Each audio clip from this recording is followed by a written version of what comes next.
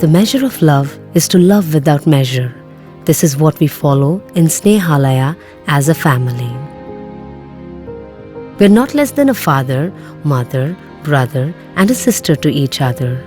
This home is built by our loving and kind-hearted brother Joseph Crasta, a man with a mission. We take you to the journey of Snehalaya. In order to participate in a week-long retreat, Joseph travelled all the way to Potta, Kerala in 2006. The message delivered to him by the spiritual mentor, who also prayed for him, was the same as the one that Joseph received during his retreat: to leave up his current job as a bus driver and to begin a new career. After returning from Potta, in accordance with the divine message, he bid his current job farewell and purchased an auto rickshaw to support his family. The Bible verse, "Faith without action is dead," Jacob 2 verses 17, has been constantly playing in his head as he works. It all started back in 2006 when Joseph Crasta, on a usual workday, witnessed a woman in the fish market drinking foul, uncleansed, filthy, dirty water of fish because of hunger. He was stunned to view this pathetic condition of that woman, and he heard the words of God asking to him, "For I was hungry, and did you give me something to eat?" The very next second, Joseph hurried to the closest hotel, bought food and offered it to her. He discovered God in her smile, in her sparkling eyes, and in her contentment. He also remembered the faces of numerous homeless people in and around the city who were eating food from trash cans and dustbins. The very following day, he began giving up 100 rupees of his midday meal to provide food for people who were collecting food from the trash and dustbins. For this kind deed, many of his colleagues also teamed up. Through this modest endeavor, almost 40 destitute were fed each day. This was the first small step taken by Joseph on his journey towards Snehalaya. From that point on, he never stopped providing for the less fortunate in his immediate vicinity. The loving deeds persisted beside his daily earnings.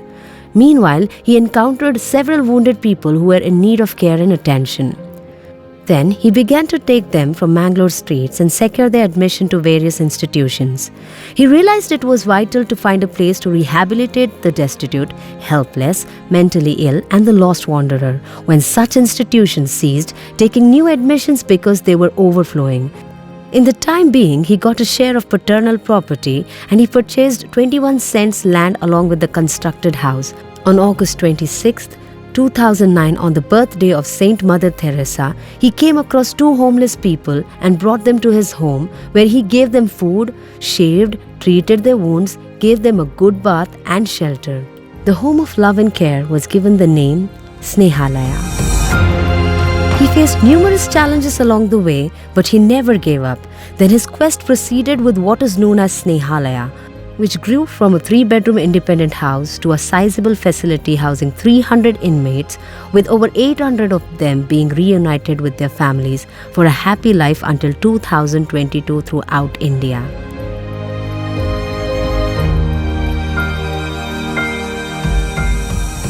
On their mission, Joseph and his team discovered a number of elderly people living on the streets who had once been in excellent positions, had raised happy families but had little regard for their parents. As a result, a home for the elderly was built and given the fitting name of Snehalaya Shanti Dham, Home for the Aged. Most of the victims of chikungunya epidemic in Mangalore were day labourers from other regions, and they were unable to secure admission at Wenlock Hospital. He saw to it that they received humane treatment and that all of their medication needs were met. Once, when visiting Wenlock Hospital in Mangalore, Joseph had encountered a family consisting of husband, wife and their 3 children. The mother was left with an empty stomach, since the mother's husband was bedridden, and the wife, after receiving food from the hospital, distributed it among the husband and their young children. And he witnessed similar condition of caretakers. Being a kind person, he felt compelled to help these folks.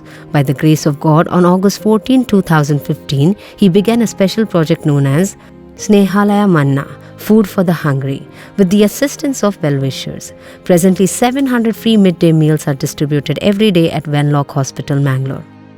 Everyone was caught off guard and disappointed when the government unexpectedly imposed a lockdown during the COVID-19. However, the Snehalaya family embraced this chance to help those in need and relished the task. The volunteers provided 3 times as much as food and water to the individuals who were stuck at the borders and to almost 7,000 people in and over 65 villages.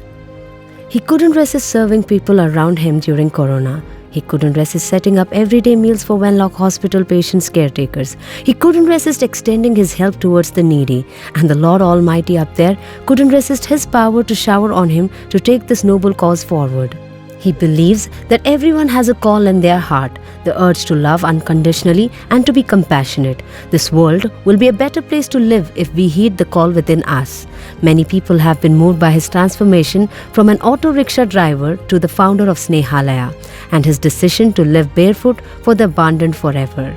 He holds that even if you are persuaded that everything is over, it is not over unless you want it to be. By reaching out to the multitudes of destitute men and women, the poor and the needy, Snehalaya journey continues.